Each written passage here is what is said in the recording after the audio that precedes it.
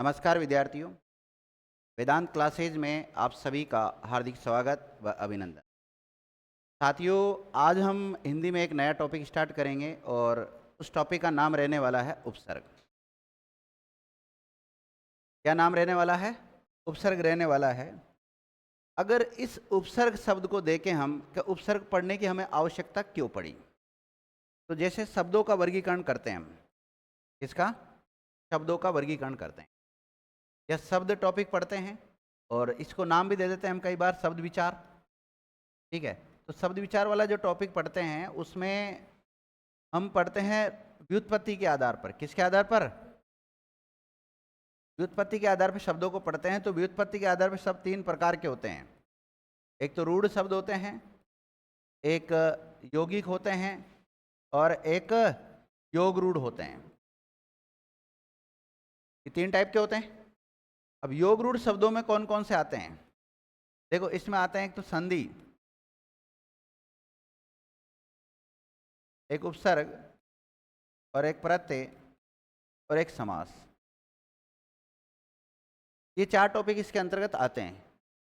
तो इसमें से हमने संधि टॉपिक के ऊपर चर्चा कर ली थी और अब किसके ऊपर चर्चा करेंगे? हम उपसर्ग के ऊपर चर्चा करेंगे।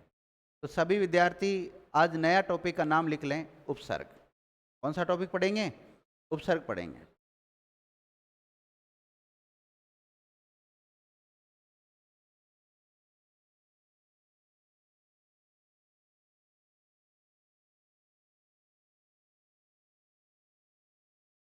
टॉपिक कौन सा रहने वाला है? उपसर्ग रहने।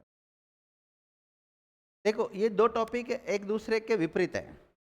एक तो उपसर्ग होता है, एक प्रत्यय होता है। क्या होता है? प्रत्यय। माना कि कोई भी शब्द है, इस शब्द के जो पहले जुड़ता है ना, वो तो क्या है? उपसर्ग। और जो बाद में जुड़ता है वो क्या है? प्रत्यय है। तो हम जो पहले जुड़ने वाला है ना, उसके बारे में पढ़ रहे हैं।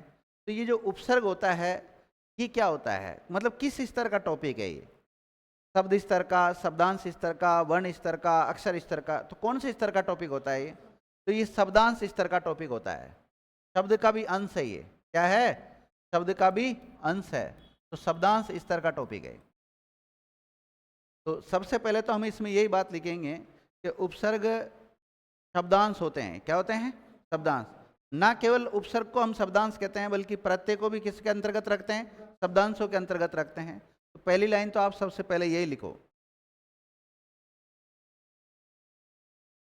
उपसर्ग और प्रत्यय शब्दांश होते हैं। क्या होते हैं? शब्दांश होते हैं। शब्दांश होते हैं। उपसर्ग पहले जुड़ते हैं और प्रत्यय अंत में जुड़ते हैं।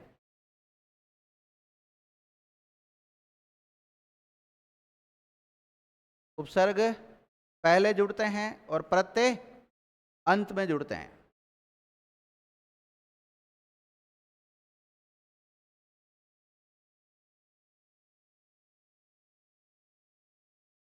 लिख लिया?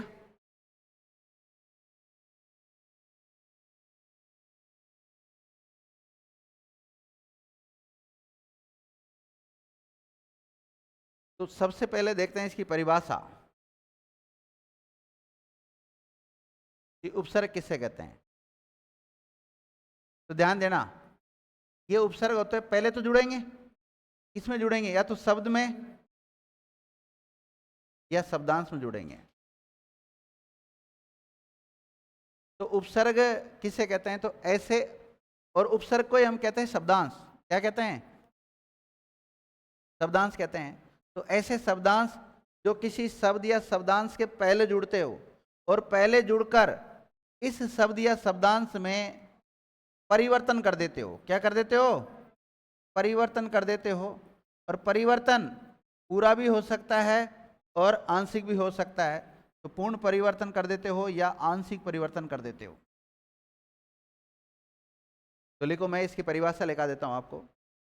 आई से शब्दांश, आई से शब्दांश जो किसी शब्द, आई से शब्दांश जो किसी शब्द ऑब्लिक शब्दांश के पहले जुड़कर उस शब्द या शब्दांश में पूर्ण अथवा आंशिक परिवर्तन कर देते हो, उन्हें उपसर्ग कहते हैं। तो उपसर्ग हमेशा पहले जुड़ते हैं कि बाद में जुड़ते हैं? पहले जुड़ते हैं। पहला फैक्ट तो ये याद रखना आपको। दूसरी बात, किस में जुड़ते हैं? किसी शब्द में भी जुड़ सकते हैं या शब्दांश में भी जुड़ सकते हैं, और जिस शब्द या शब्दांश में जुड़ेंगे उसमें चेंज करेंगे, परिवर्तन करेंगे, और वो परिवर्तन पूरा परिवर्तन भी हो सकता है और आंशिक परिवर्तन भी हो सकता है।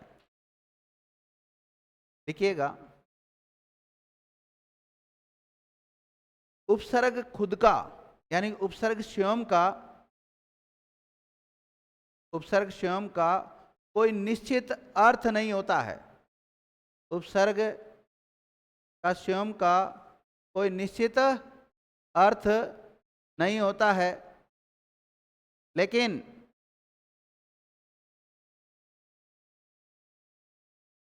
ये जिस शब्द या शब्दांश में जुड़ते हैं,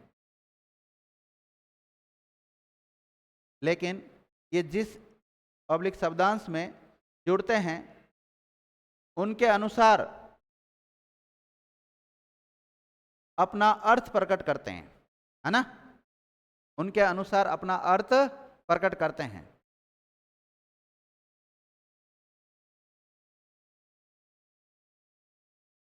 लिख लिया?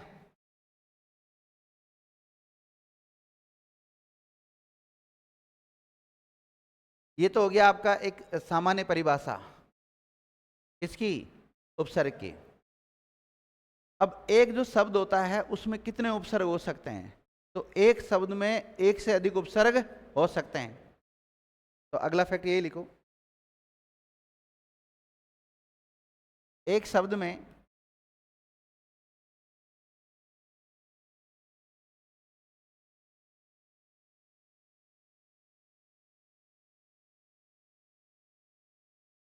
एक से अधिक उपसर्ग जुड़ सकते हैं। एक शब्द में एक से अधिक उपसर्ग हो सकते हैं या जुड़ सकते हैं ना?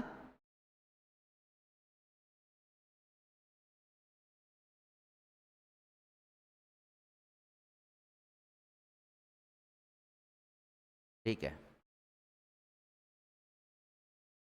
अब हम बार बार एक शब्द लिख रहे हैं और वो शब्द कौन सा है? उपसर्ग है। अब इस उपसर्ग शब्द का ही टुकड़ा करते हैं, तो इसका टुकड़ा क्या होता है? उपधन सर्ग होता है। क्या होता है? उपधन या उपप्लस सर्ग होता है। सर्ग का मतलब होता है सृष्टि।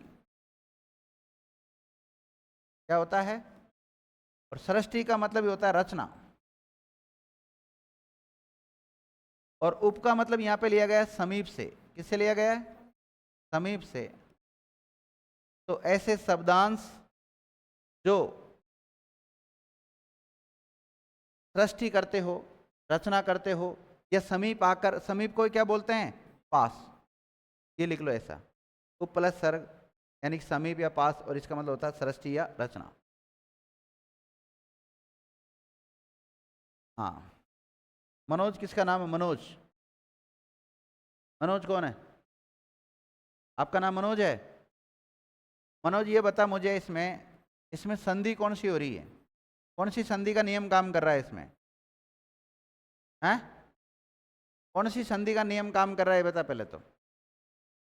हाँ, उपसर्ग जो शब्द है ना, इसका संधि विच्छेद हमने उपधन सर्ग किया है, तो इसमें संधि का कौन सा नियम काम कर रहा है?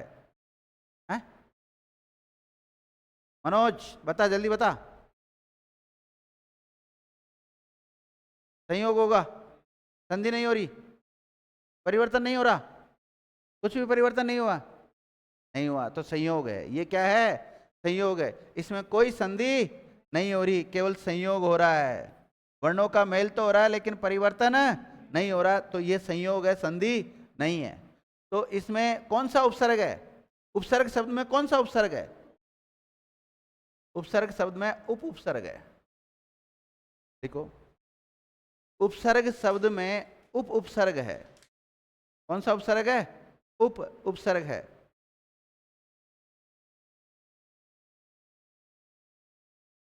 उपसर्ग शब्द में उप उपसर्ग है।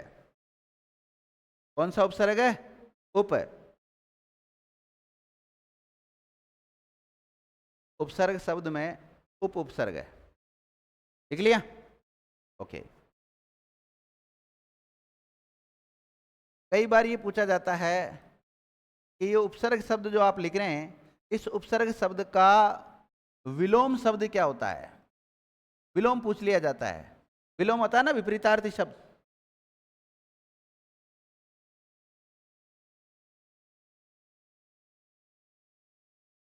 विपरीतार्थी शब्द पूछा जा सकता है। तो उपसर्ग शब्द का विलोम शब्द क्या होता है? बोलो। परसर्ग होता है। क्या होता है? परसर्ग होता है। आपसे पूछा जाए उपसर्ग शब्द का विलोम शब्द क्या होता है? परसर्ग होता है। और परसर्ग यदि विकल्प में नहीं दिया हुआ है तो प्रत्यय होता है। तो कौन सा होता है? प्रत्यय होता है। देखो, उपसर्ग पहले जुड़ते हैं और प्रत्यय अंत में जुड़ते हैं। पहले और लास्ट में जुड़ने की वजह से इसका हमने विलोम शब्द क्या बना दिया? उपसर्ग और प्रत्यय बना दिया। लेकिन वास्तव में तो क्या होता है? पर मतलब होता है बाद में, और उप मतलब होता है नजदीक या पहले। तो पहले आकर जो रचना करते हैं उनको उपसर्ग कहते हैं, और बाद में आकर जो रचना करते हैं उसको क्या बोलते हैं? परसर्ग कहते हैं। ध्यान रखना। और आपको पता है कारक टॉपिक के लिए कौन सा मतलब जैसे सब इंस्पेक्टर का सिलेबस है, तो कारक टॉपिक नाम नहीं देकर क्या नाम दे रखा है? उसमें परसर्ग नाम दे रखा है। तो इस परसर्ग को हम चरम प्रत्यय भी कहते हैं, इसको हम कारक चिन्ह भी बोलते हैं, इसको विभक्ति चिन्ह भी बोलते हैं वहां पर उस टॉपिक के संदर्भ में। तो यहाँ तो आपको केवल इतना ही ध्यान रखना है कि उपसर्ग शब्द का विलोम शब्द क्या होता है? परसर्ग होता है। और परसर्ग विकल्प में ना मिले तो क्या होगा? प्रत्यय। और दोनों विकल्प में हो तो प्रथम रेता किसको देंगे? मैं लिखा देता हूँ आपको, लैंग्वेज दे देता हूँ इसको थोड़ा सा। आपने क्या लिखा है? उपसर्ग शब्द का विलोम शब्द परसर्ग होता है। क्या होता है? परसर्ग होता है। यदि परीक्षा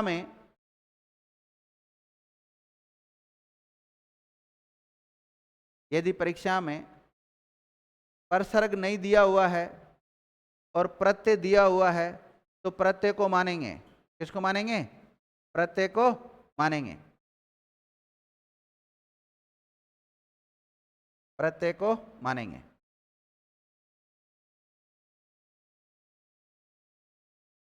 और दोनों ही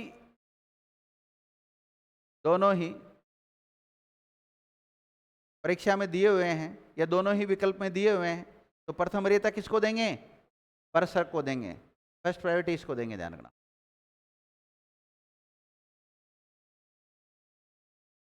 लिख लिया?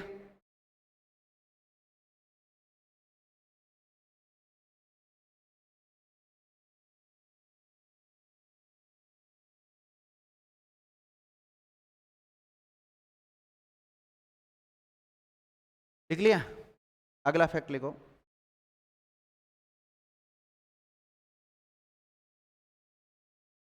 उपसर्ग जो होते हैं ना, वो स्वतंत्र रूप से भी जुड़े हो सकते हैं और संधि नियमों से भी जुड़े हो सकते हैं। जैसे मेरी बात सुना, एक शब्द लिखा हमने, चलो प्रत्यय लिख देता हूं।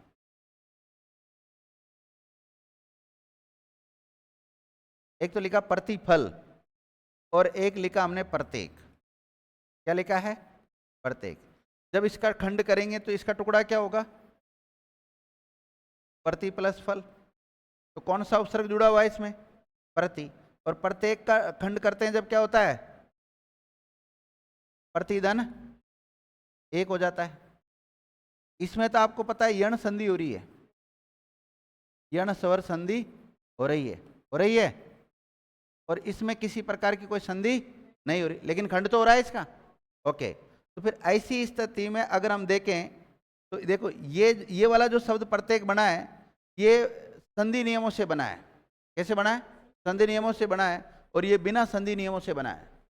तो उपसर्ग संधि नियमों से या स्वतंत्र रूप से जुड़े हुए हो सकते हैं। अगला फैक्ट ये लिखो, उपसर्ग स्वतंत्र रूप से पब्लिक संधि युक्त दोनों प्रकार से प्रयुक्त होते हैं।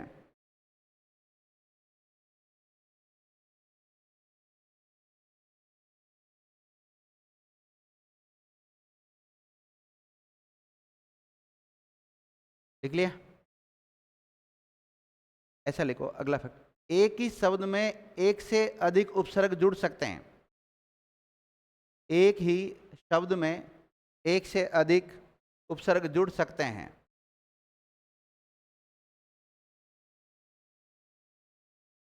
एक ही शब्द में एक से अधिक उपसर्ग जुड़ सकते हैं।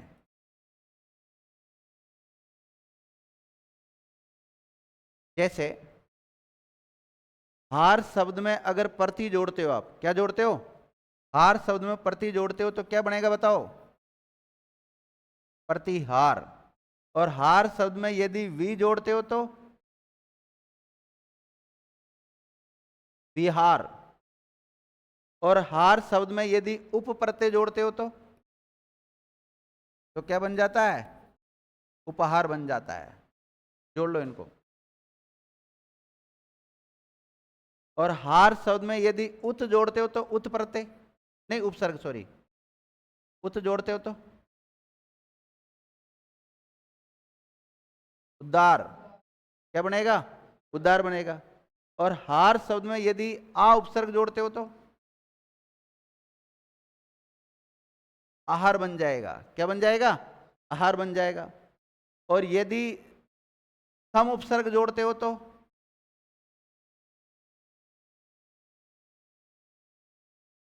संहार हो जाएगा।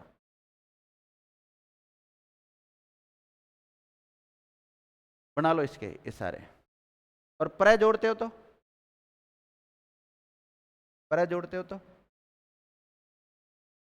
प्रहार शब्द हो जाता है। तो आहार में प्रति जोड़ा तो प्रति जोड़ लिया था क्या? हाँ, प्रतिहार हो जाता है।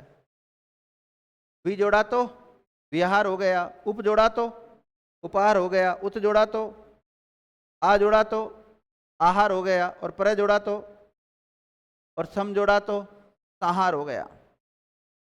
तो एक शब्द में एक से अधिक उपसर्ग जुड़ सकते हैं। जुड़ सकते हैं ना? लिख लो इसको जल्दी, कैसे कैसे जोड़ा जो।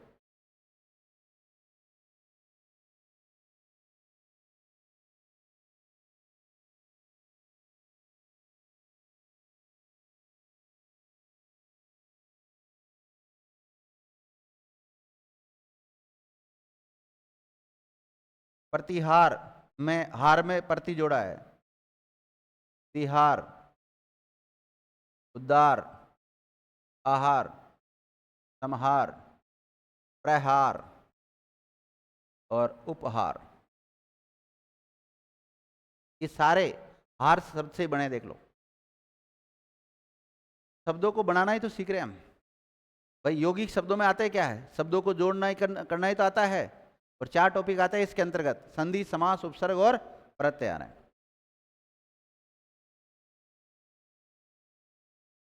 लिख लिया? सभी विद्यार्थियों ने लिख लिया?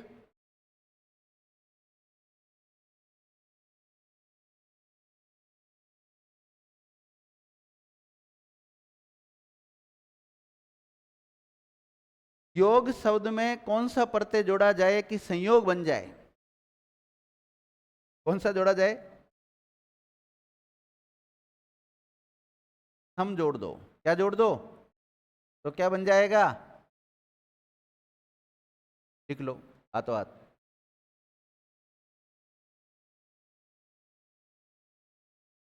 योग में अगर पर उपसर्ग जोड़ा जाए तो प्रयोग हो जाता है। और सु जोड़ा जाए तो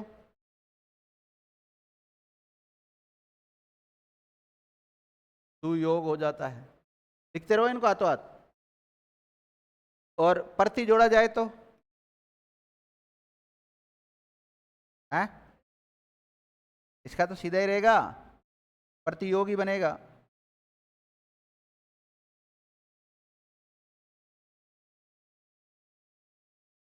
और अ जोड़ा जाए तो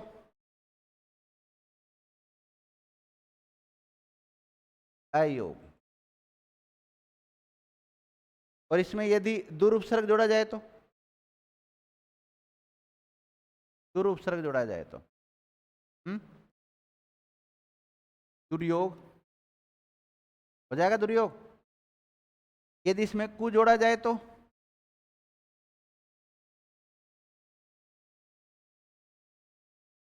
कुयोग हो जाता है। आ जोड़ा जाए तो आयोग हो जाएगा।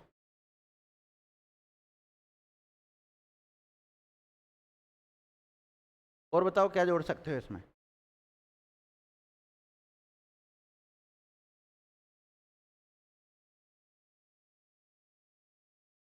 हम्म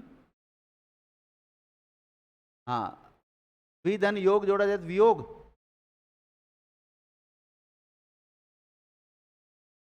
योग है। हाँ, उप उप तो जोड़ दिया होगा ना, नहीं जोड़ा? उप जोड़ लो, ये लो, उप योग बन जाएगा।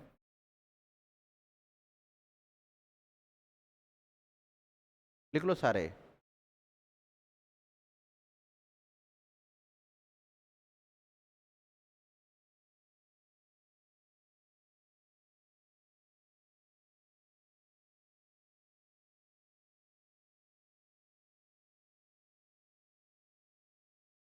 लिख लिया? तो कुल मिला के बात यह है, आपको ये पता होना चाहिए उपसर्ग किससे कहते हैं। उपसर्ग शब्दांश होते हैं, किसी शब्द या शब्दांश के पहले जुड़ते हैं, और जिस शब्द या शब्दांश में जुड़ते हैं उसमें परिवर्तन कर देते हैं, चाहे पूरा करे चाहे थोड़ा बहुत करे, लेकिन परिवर्तन जरूर करते हैं। ठीक है, खुद का कोई स्वतंत्र अर्थ नहीं होता है, होता भी तो वो हमेशा अडिग नहीं रहता कि उसका हमेशा वही अर्थ रहेगा। जैसे मेरी बात सुनना, मैं आपके सामने एक उदाहरण लेकर आता हूँ। जैसे एक प्रति उपसर्ग है,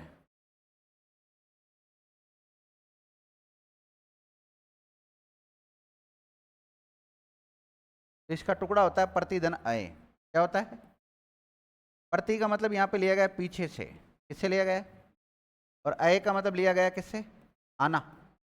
जो शब्द या शब्दांश के पीछे आते हैं उसको क्या कहते हैं? प्रत्यय कहते हैं। तो यहाँ प्रति का अर्थ क्या ले रहे हो आप? बाद में ले रहे हो, पीछे से ले रहे हो। लेकिन मैंने एक और लिखा शब्द प्रत्यक्ष, और इसका टुकड़ा होता है प्रतिधन अक्षी। अक्षी मतलब आंख। और प्रत्यक्ष हम किससे कहते हैं बताओ? जो आंखों के सामने होता है उसको क्या बोलते हैं? प्रत्यक्ष। तो यहाँ प्रति का मतलब किससे लिया आपने? सामने से। तो देखो, यहाँ प्रति का मतलब तो आपने ले लिया पीछे या बाद में, और यहाँ प्रति का मतलब क्या ले लिया? सामने ले लिया। तो प्रति उपसर्ग का कोई निश्चित अर्थ हुआ क्या? नहीं हुआ ना, अलग अलग अर्थ में प्रयुक्त हो रहा है। पहले भी आ रहा है, बाद में भी आ रहा है। एक बार तो यहाँ मतलब एक प्रकार से विपरीतार्थक शब्दों के साथ प्रयुक्त हो रहा है। भाई पहले का क्या होता है, बाद में तो होता है विलोम शब्द। तो इस प्रकार इसका कोई निश्चित अर्थ नहीं होता है। और ये बात तो मैंने आपको लिखा दी कि इनका कोई निश्चित अर्थ नहीं होता है। आगे लिखो।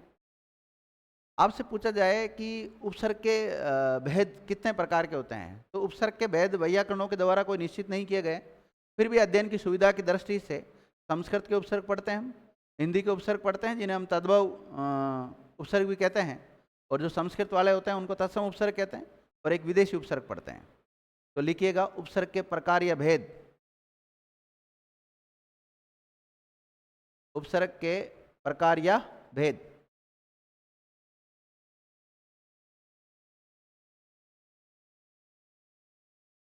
बंद कर।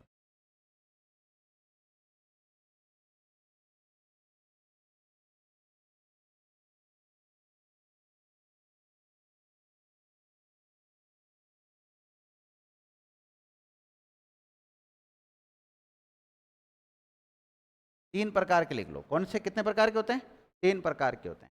अब उपसर्ग तीन प्रकार के कौन से होते हैं, ये टेबल बना लेना। एक तो होते हैं संस्कृत के उपसर्ग।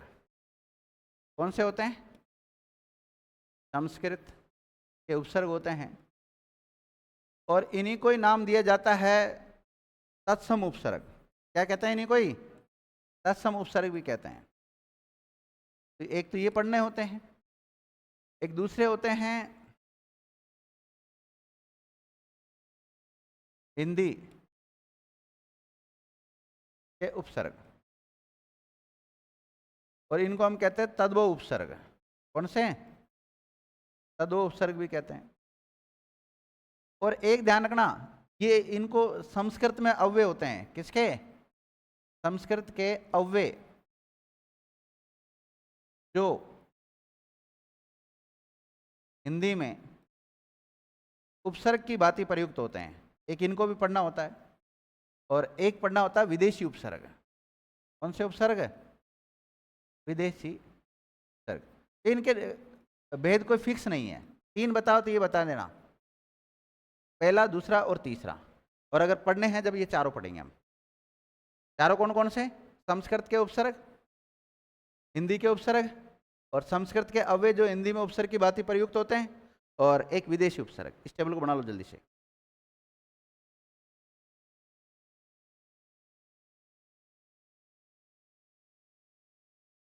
हटू?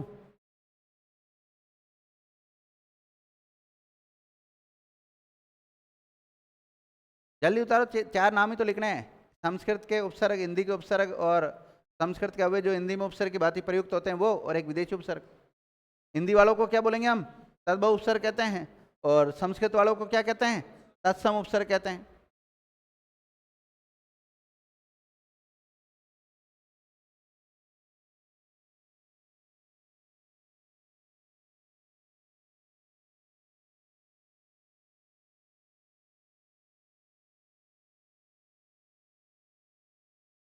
अब देखिए,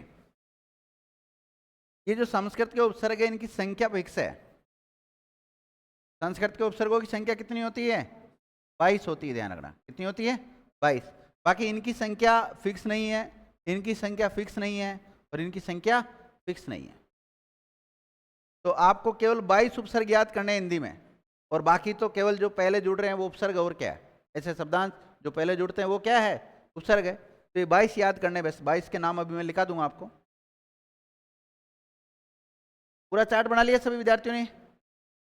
अब ये संस्कृत के 22 उपसर्ग है, ये कौन से होते हैं? कौन विद्यार्थी बताएगा? आते हैं किसी को? संस्कृत के 22 उपसर्ग किसको याद है? सीताराम और पवन याद है? हाँ बोलो। परे, प्रा, परि, प्रति।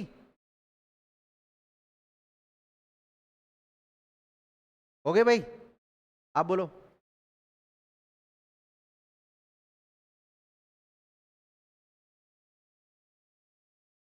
हो गए? चलो मैं लिख देता हूं।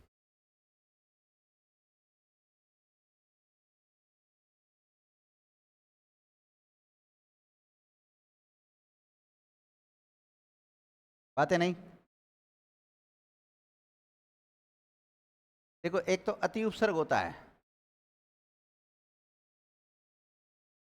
अधि होता है,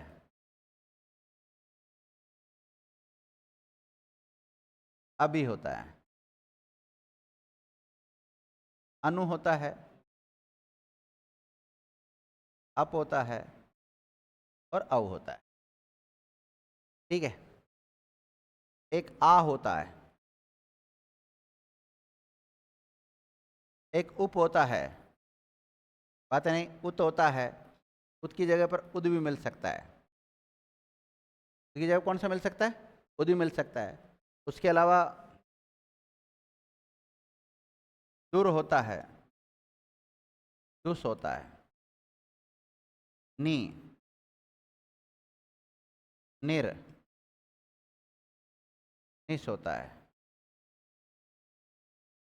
प्रय, परा, परी, प्रति, और वी, सु और सम। मैं क्या नीचे अलंत आएगा? अति, अदि, अपि, अभि, अनु, अप, औ, आ, उप, उत। उत की जगह क्या मिल सकता है? उद मिल सकता है। दुर, दुष, स के नीचे अलंत आएगा। नि, निर, र के नीचे अलंत आएगा। निश, स के नीचे अलंत आएगा। प्र, परा, परि, प्रति, दि, सु, सम, मैं के नीचे अलंत आएगा। ये हो गए कि 22 काउंट करो एक बार, हो गए ना? हाँ, तो ये 22 याद करने हैं आपको। प्रत्येक स्टूडेंट को 22 उपसर्ग तो याद होने ही चाहिए। और ये संस्कृत के 22 उपसर्ग होते हैं। किसके होते हैं? आपसे पूछा जाए संस्कृत के उपसर्ग या तत्सम उपसर्गों की संख्या कितनी मानी गई है? 22 मानी गई है। और 22 कौन कौन से होते हैं बोलो? अति, अदि, अपि, अभि, अनु, अप, औ, आ, उप, उत, दुर, दुस, नि, निर, निस, प्र, प्रा, परि, प्रति, वि, सु, सम। चाहे आप इनको रट के याद करो, चाहे समझ के याद करो, कैसे भी करके आपको याद होने चाहिए।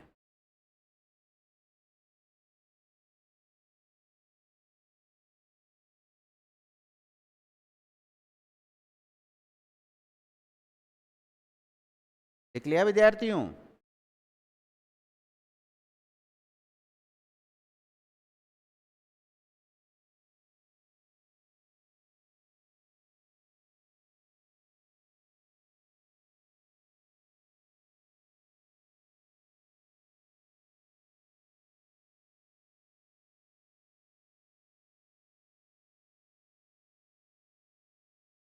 ठीक है, अब आगे लिखो आप। एक एक को पढ़ लें हम। देखो, संस्कृत के 22 उपसर्ग, हेडिंग डालो। संस्कृत के 22 उपसर्ग व्याख्या सहित। मतलब अब हम कौन से वाले उपसर्ग पढ़ेंगे? संस्कृत के उपसर्ग। हेडिंग डाल लो आप तो। संस्कृत के उपसर्ग, ब्रैकेट में क्या लिखोगे? तत्सम उपसर्ग। और इनकी संख्या कितनी है? 22। अब बताओ, मैंने लिखा दिया, उसके बाद में कितने विद्यार्थियों को ये 22 शब्दांश याद हो गए? शब्द नहीं है पूरे, शब्दांश है ये। शब्दांश क्या होता है? शब्द का अंश। देखो, शब्द धन अंश।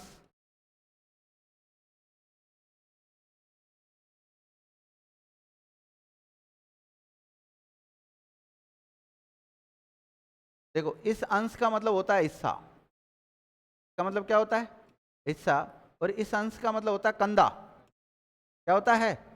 दो अंश होते हैं ना, एक संकर वाला और एक सड़क वाला। तो संकर वाले का मतलब क्या है? हिस्सा। और सड़क वाले का मतलब क्या है? कंधा है। तो यहाँ पे कौन सा आ रहा है बताओ? संकर वाला है, तो इसका मतलब क्या है? हिस्सा, भाग। और इसका मतलब तो जानते हैं आप सब तो शब्द का जो हिस्सा है उसी से क्या बनेगा? शब्द, शब्दांश बनेगा। मतलब पूरा शब्द भी नहीं है, शब्द का अंश है, शब्द का भाग है छोटा सा, वो उपसर्ग है। वो भी उनकी संख्या संस्कृत में कितनी बताई गई है? 22 बताई गई है। 22 उपसर्ग होते हैं। पूरे 22 शब्द याद करने के लिए नहीं बोल रहा हूँ, शब्द का हिस्सा याद करने के लिए बोल रहा हूँ। और 22 किस किस को याद हो गए बताओ? देखो तुम्हारे सामने है, देखता हूँ तुम्हारी मेमोरी कितनी पावरफुल है। हाँ प्रियांशु, याद हो गए 22 उपसर्ग? थोड़े से याद हुए? थोड़े से क्यों, पूरे याद होने चाहिए। अब कई बार बच्चे हैं ना, देखो सबने अपने अपने ट्रिक बना रखी इसको याद करने की, लेकिन मेरी ट्रिक तो यही है। मेरी ट्रिक क्या है? यही है। मैंने कैसे याद करे मैं बताता हूं आपको। सबसे पहले तो हमने ऐसे शुरू होने वाले ले लिए, क्योंकि स्वर और व्यंजन में पहले शुरुआत किसकी होती है? स्वरों की। स्वरों की शुरुआत होती है, तो ऐसे शुरू होने वाले ले लिए। ऐ स्वर होता है सबसे पहले। तो ऐ स्वर वाले कौन से? अति, अदि, अपि, अभि, अनु, अप, औ। ठीक है। उसके बाद में ए के बाद में किससे शुरू होने वाले आते हैं? आ से। तो आ से शुरू होने वाला एक ही है, आ। फिर उसके बाद में ए, आ, ई से कोई है ही नहीं है, ऊ आता है। तो ऊ से शुरू होने वाला हो गया कौन सा? उप और उत, दो ही है। कितने हैं? उप और उद। इसमें ध्यान रखना, पै के नीचे अलंत मत लगा देना। पै के नीचे अलंत नहीं आता है, लेकिन किसके नीचे अलंत आता है? तय के नीचे अलंत आता है। और ये उत के स्थान पे आजकल नया उपसर्ग आ गया, कौन सा? उद का भी हम प्रयोग में उसको लेने लग गए आजकल। तो आप इसको 2 काउंट मत करना, इसको 1 ही काउंट करना। मूल रूप से कौन सा? उत, और इसका नया रूप कौन सा आ गया? उद। फिर पढ़ते हैं हम, देखो फिर आ जाते, ये तो हो गया मतलब स्वर वाला मैटर कंप्लीट। फिर व्यंजन पे आते हैं। व्यंजन में देखो सबसे पहले शुरुआत इससे द से ही हो रही है। द से हो रही है ना तय वाली लाइन में, द से हो रही, तो दूर और दुस कर लो। दू नहीं है, दू नहीं है, ध्यान रखना, दूर और दुस है। और दोनों में रह के नीचे क्या आ रहा? इसमें रह के नीचे अलंत आएगा, इसमें सह के नीचे अलंत आएगा। फिर उसके बाद में देखो तय वाली लाइन में लास्ट वन कौन सा? न। न से शुरू होने वाले 3 आते हैं, नी, निर, निस। रह के नीचे क्या आएगा? अलंत, और सह के नीचे क्या आएगा? अलंत। फिर देखो तय वाली लाइन कंप्लीट हो जाती है, फिर पै वाली लाइन स्टार्ट होती है। पै से शुरू होने वाले 4 है, कितने हैं? 4। प्र, प्रा, प्री, रह वाले देख लो, प्र, प्रा, प्री, और फिर प्रति। और फिर लास्ट में फिर देखो उसके बाद में अंतस्थ वर्ण आते हैं। अंतस्थ वर्ण कौन से? ये लय होते हैं। वैसे शुरू होने वाला कौन सा? वी। और फिर बाद में उस व्यंजन आते हैं, स है। और फिर देखो स वाले आगे सुसम। ऐसे याद कर सकते हैं। बाकी आपको जो भी तरीका इनको याद करने का लगे ऐसे याद कर लो। कुल मिला के 22 शब्दांश आपको याद होने चाहिए, मैं तो इतना ही चाहता हूँ, ठीक है ना? ये 22 उपसर्ग हो गए। अब हम एक एक को पढ़ेंगे, तो आप लोग हेडिंग डालें। हेडिंग डाली आपने संस्कृत वाले उपसर्ग, ठीक है? तो आप लिखो अति उपसर्ग से बनने वाले शब्द। 1 नंबर पे लिख लो कौन सा? ये 22 के 22 जो उपसर्ग है ना, इसको एक एक को पढ़ेंगे हम।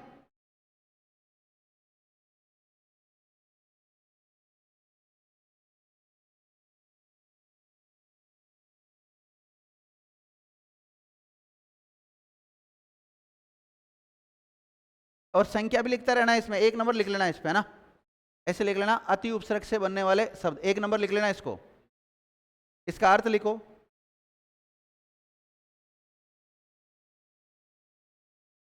इसका अर्थ निकलता अधिक, परे या ऊपर। और इनके अलावा और भी अर्थ हो सकते हैं। मैंने बताया ना, उपसर्ग का खुद का कोई निश्चित अर्थ नहीं होता है।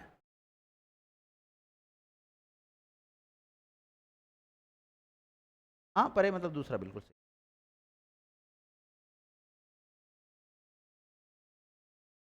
देखो अति का मतलब क्या होता, अर्थ कौन कौन से लिखे हमने? अधिक, परे और ऊपर। अब इसके कुछ उदाहरण लिखते हैं। देखो अत्यंत, आप है ना उदाहरणों को यूं लिखना। कैसे लिखोगे? यूं, क्योंकि उसका टुकड़ा करना है आपको, उसमें से उपसर्ग और शब्द अलग करने हैं। अत्यंत, अतिकाल,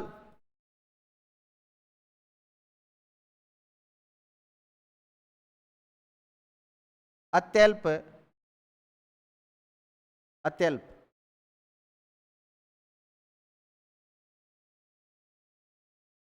अत्यावश्यक, अत्यावश्यक,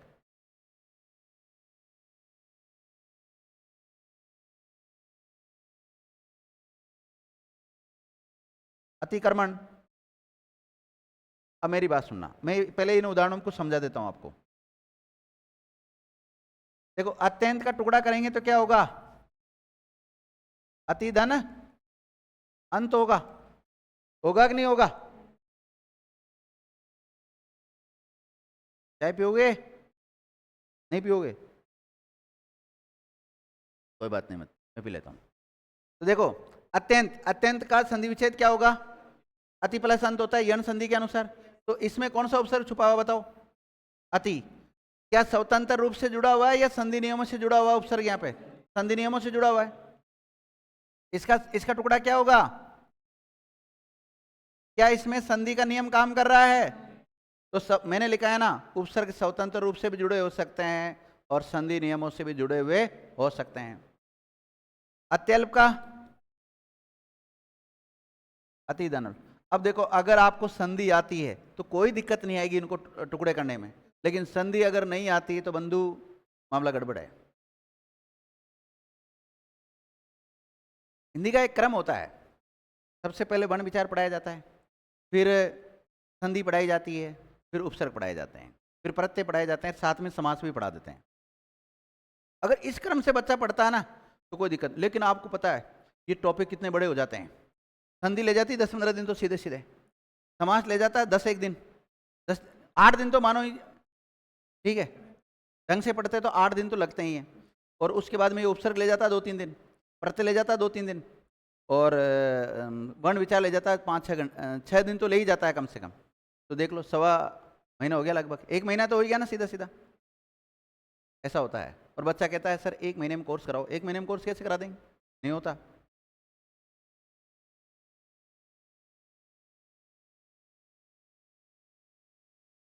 इसका क्या होगा, देखो अत्यावश्यक में आपको अति उपसर्ग दिख रहा है कि कहीं भी नहीं दिख रहा है, वैसे तो इसमें तो अ और आदत है दिख रहा है। तो जैसे आपसे पूछा जाएगा अत्यावश्यक में कौन सा उपसर्ग है, तो आपको पता है जो पहले जुड़ता है वो उपसर्ग होता है अ उपसर्ग। एग्जामिनर आपको क्या दे के रखेगा, अ भी दे के रखेगा। आपसे पूछा जाएगा कि अत्यावश्यक में कौन सा उपसर्ग है, अ, अत, देखो कैसे पागल बनाता है आपको वो, अ, अत, अति और अति। बताओ, अब मेरा जैसा जिसने पहली बार कभी पढ़ा ही नहीं हो या थोड़ा बहुत सुना हो कि उपसर्ग पहले जुड़ते हैं, तो वो तो पहले तो क्या जुड़ रहा है, यही जुड़ रहा है। तो मेरा तो राइट है, मैं तो बड़ा खुश हो गया, 2 नंबर आ गए अपने तो पक्के।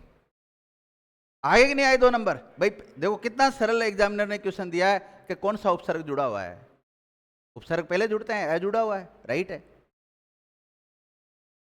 लेकिन बाद में जब आंसर की मिलाते हैं या घर आके देखते हैं या कोई यार दोस्त बताता है तो अति है, अति है तो यार अति तो 2 होते हैं, कौन सा वाला, ये कि ये। और जिसने थोड़ा सा पढ़ रखा था भाई अति भी उपसर्ग होता है, तो इसको भी कर सकता है। अति में छोटा ही की मात्रा आती है, ध्यान रखना। ये जितने भी उपसर्ग है अगर इनमें आप मात्राएं देखेंगे तो देखो सब में अगर मात्रा आई तो छोटी मात्राएं आई होगी। आप देख लो, अति में तय में छोटी मात्रा है, धी में छोटी मात्रा है, पे में छोटी मात्रा है, भ में कौन सी मात्रा है, छोटी। ऊ में भी देखो, देख कैसी मात्रा है, छोटा ऊ की मात्रा है। इसके अलावा दुर में देखो कैसी मात्रा है, छोटा की। दुस में भी कैसी है, छोटा। और नी में कैसा है, छोटा ही। निर में कैसा, छोटा। निस में कैसा, छोटा। और परी में देखो कैसा है, छोटा। प्रति में कैसा है, वी में कैसा है, छोटा। और सु में भी कैसी मात्रा है, छोटी मात्रा है कि नहीं। लघु मात्राओं का प्रयोग हुआ है इनमें सब में।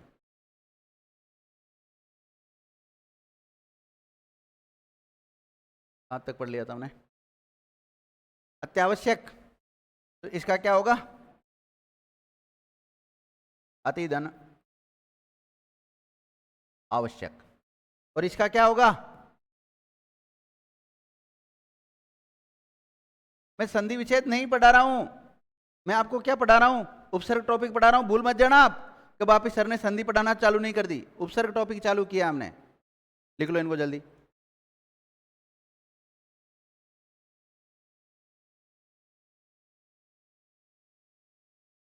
लिख लो जल्दी, लिख लो। उतार लिया सबने, और दे दो उदाहरण।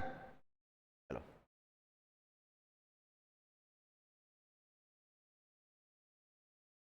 अत्याचार, अत्युक्ति, अतीव,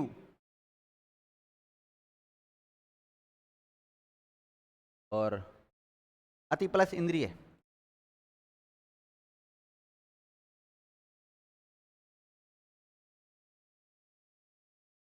अतीन्द्रिय।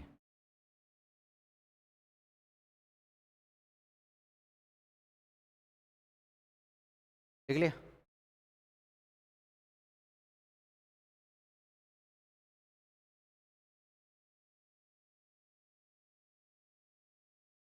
इसमें क्या तोड़ा,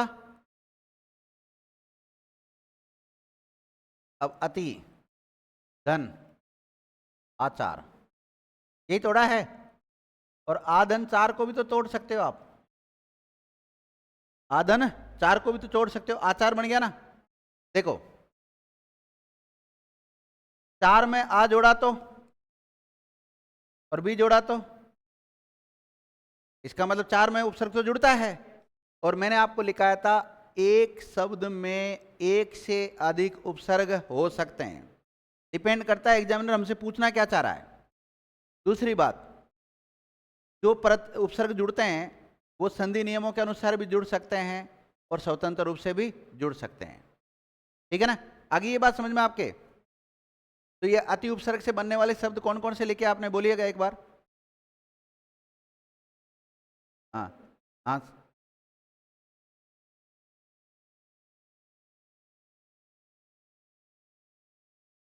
ठीक है। अब लिखो अधि उपसर्ग से बनने वाले शब्द हैं। क्या? अति प्लस ईव, अधि उपसर्ग से बनने वाले शब्द।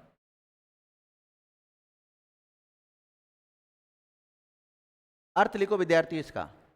ऊपर,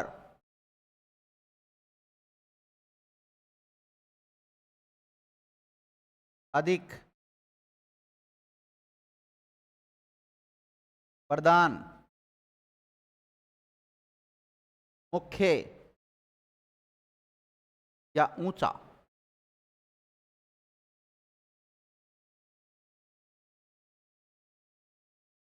ऊपर, अधिक, प्रधान, मुख्य या ऊंचा, ये इसके अर्थ होते हैं।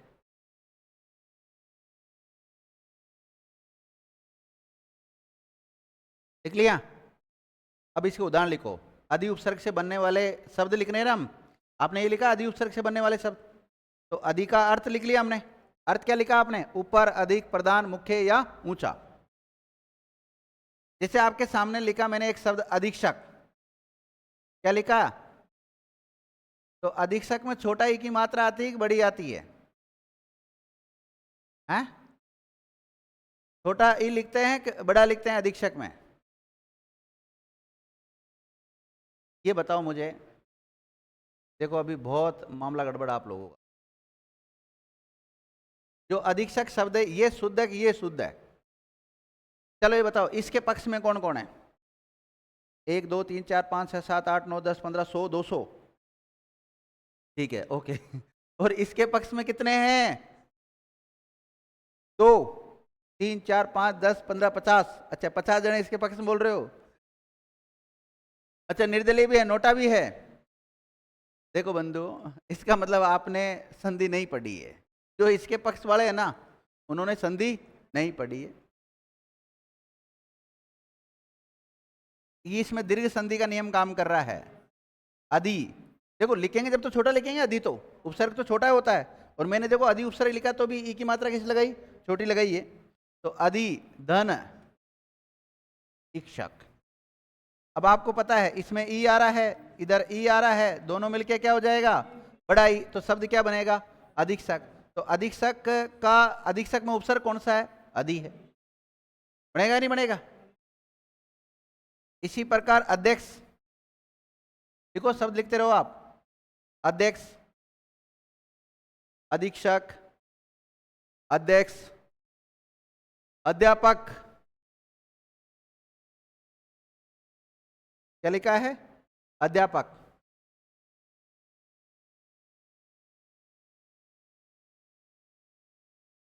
अधिष्ठाता,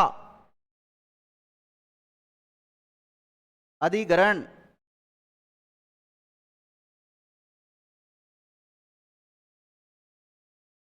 अध्यादेश लिखा दिया था क्या? अध्यादेश, अधिसूचना,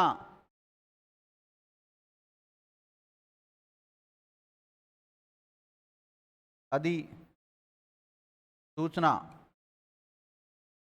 अधिसूचना। इसी प्रकार अध्याय लिख सकते हैं, अध्याय। इसी प्रकार अध्ययन लिख सकते हैं, अध्ययन।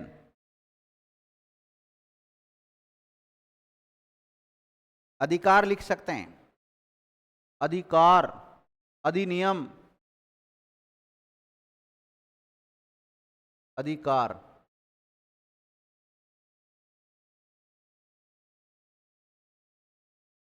और अधिनियम।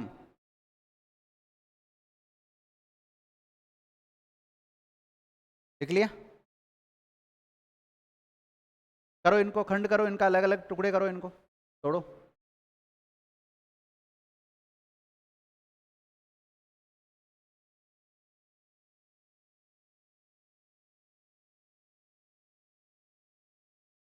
देखो, अधीक्षक का तो मैंने कर ही दिया था, अधिधन इक्षक हो जाएगा। अध्यक्ष का क्या हो जाएगा? देखो इसके दो होते हैं, अधिधन अक्षी भी होता है और अधिधन अक्ष भी होता है। अधिधन अक्ष भी होता है। अक्ष का मतलब होता है धुरी, जो धुरी का काम करता है उसको भी क्या कहते हैं? अध्यक्ष ही कहते हैं, ध्यान रखना।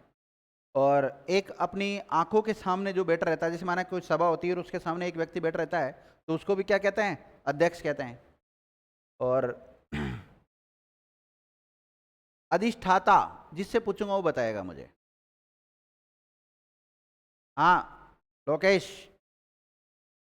अधिष्ठाता जो शब्द है इसमें कौन सा उपसर्ग है? अधि उपसर्ग है? अधि उपसर्ग है या अ उपसर्ग है? हम अ तो पढ़ ही नहीं रहे, हम तो कौन सा उपसर्ग पढ़ रहे हैं? अधि उपसर्ग से बनने वाले शब्द पढ़ रहे हैं ना, तो फिर अ कैसे बोला आपने इसमें? मतलब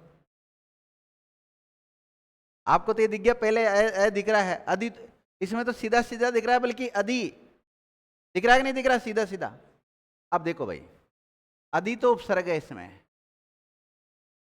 लेकिन प्रियांशु शब्द कौन सा जोड़ू आगे? इष्ठाता, हाँ दोनों आगे शब्द कौन सा जोड़ू, जल्दी बताओ। हैं? इष्ठाठा इष्ठाता है? हाँ बहन जी बोलो। इष्ठाता।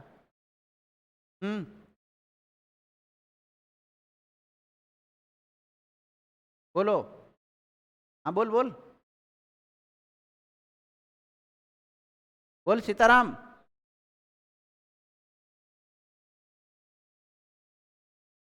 इस्ताता हो जाएगा, व्यंजन संधि का नियम काम कर रहा है। ई उ ए के बाद में सड़क वाला स आता है, तो सड़क वाले स के स्थान पर मूर्धन्य स हो जाता है, यानी कि षटकोण वाला स हो जाता है। और यदि षटकोण वाले स के बाद में त थ न आता है तो त के स्थान पर ट, ठ के स्थान पर ठ और न के स्थान पर ण हो जाता है। वो वाला नियम काम कर रहा है। इसका मतलब आपने संधि ढंग से नहीं पढ़ी है। अधिधन इष्टाता होगा। इसका क्या किया? अरे इस वाले का क्या किया बताओ? अधिधन ग्रहण किया। इसका अधिधन आदेश, कौन सी संधि का नियम काम कर रहा है इसमें? यण संधि का। आदेश का भी हो सकता है टुकड़ा, आदनदेश हो सकता है। अधिसूचना का अधिधन सूचना हो जाएगा। अध्याय, अध्याय का क्या होगा? अधिधन आय, कौन सी संधि? यण संधि। अध्ययन का अधिधन अयन, क्या हो जाएगा? अध्ययन हो जाएगा। और ये भी लिखा थे क्या? अधिधन कार, अधिकार हो जाएगा। और इसका क्या हो जाएगा? अधि प्लस नियम हो जाएगा।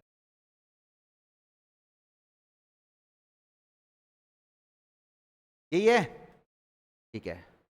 तो संस्कृत के आज हमने 2 उपसर्ग देख लिए, कौन कौन से? अति और अधि देख लिए।